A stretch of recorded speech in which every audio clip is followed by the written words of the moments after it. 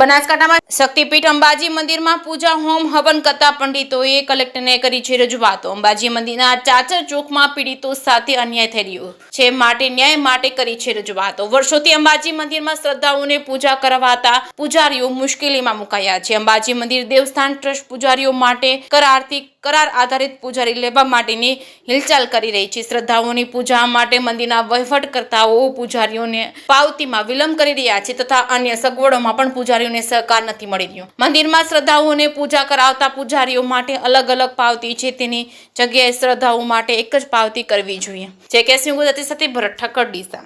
આજે અમે અંબાજીના તમામ યાજ્ઞિક વિપ્ર મંડળના ભૂદેવો સાથે રહી અને જિલ્લાના વડા અને અંબાજી દેવસ્થાનના ચેરમેનને આવેદનપત્ર 9 મુદ્દાનું આપ્યું છે અને 9 મુદ્દાનો અભ્યાસ કરી અને અમને કલેક્ટરશ્રીએ યોગ્ય કરવાની ખાતરી પણ આપી છે।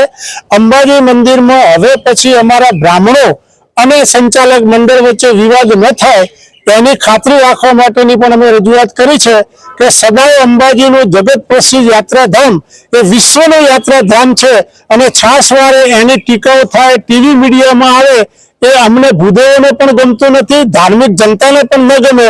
માટે હવે પછી અમારા કોઈ પણ મુદ્દા માટે બ્રાહ્મણોને આપણી પાસે ન આવવું પડે અને અમારા 9 મુદ્દાઓનું સોલ્યુશન ખૂબ સારી રીતે આપ સંચાલક મંડળના વડા છો અને અમારા 9 મુદ્દાઓનું તમારા દ્વારા નિરાકરણ આવે એવી અમે અપેક્ષા રાખીએ છીએ। આજે શ્રાવણ મહિનાના સોમવારે અમારા તમામ ભૂદેવોએ કલેક્ટરશ્રીને આશીર્વાદ પણ આપ્યા છે અને એના જન્મ દિવસે પણ શુભેચ્છાઓ પાઠવી છે।